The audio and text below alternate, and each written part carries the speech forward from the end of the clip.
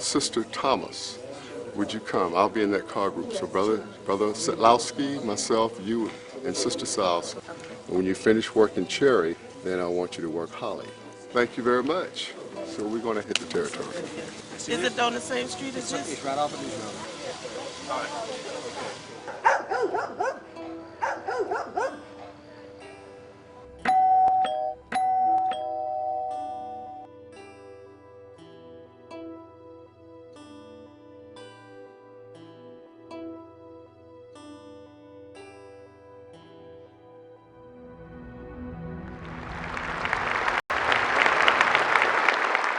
Freedom of worship is fragile and may be short-lived.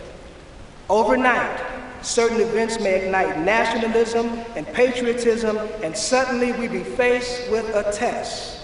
So we should never be lulled into a sense of complacency, feeling that it could never happen here. The Supreme Court today heard the case of Jehovah's Witnesses against the town of Stratton, Ohio. The church's members say that freedom of speech guarantees their right to spread their views door to door. The town calls it solicitation and wants them to keep off private property.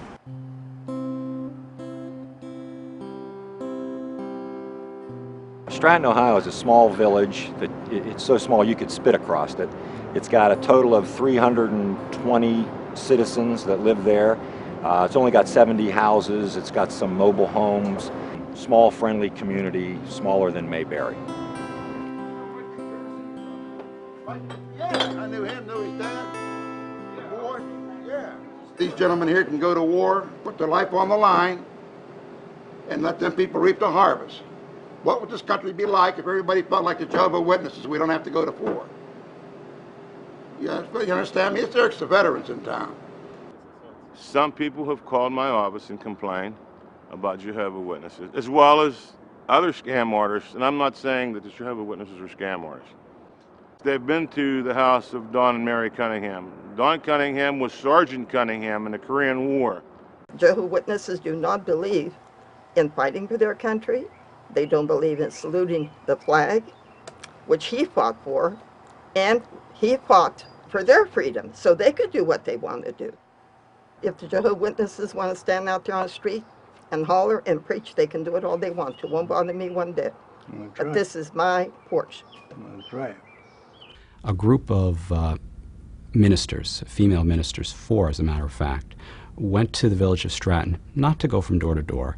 They went to return on people who had previously expressed an interest in their message, to do what we refer to as return visits. Individuals said, you know, I like your message, please come back. As they were leaving the town, they were physically confronted by the mayor. He was very, very upset and shaking and pointing his finger at us the whole time. Thought the man was actually going to have a heart attack. That's how bad he was upset with us. No solicitation is no solicitation. No trespassing is no trespassing. That means stay away. I hate to see him come on and have someone take a poke at him. The man's defending his property. There is no constitutional right that you have to invade my private property without my knowledge or consent, much less anonymously, just because your excuse is that after the invasion is complete, you're going to make a speech. We're not out there as instigators and wanting to start fights and things. Actually, the Bible says that we are to, as a commandment, actually, to love our neighbors. And that's why we feel it's so important to preach the good news to ones. The Supreme Court decided today that the Constitution protects the rights of individuals to go door to door without getting government permission. The very notion of our free society turns on people being able to go and ring a doorbell, the little people. In ruling in our favor, the Supreme Court upheld not only the rights of Jehovah's Witnesses to speak to our neighbors, but the right of anyone with any religious or political agenda to speak to his or her neighbor about what they may want to talk about, whether it is abortion rights or some political agenda or any other ideology that they may feel their neighbor needs to listen to.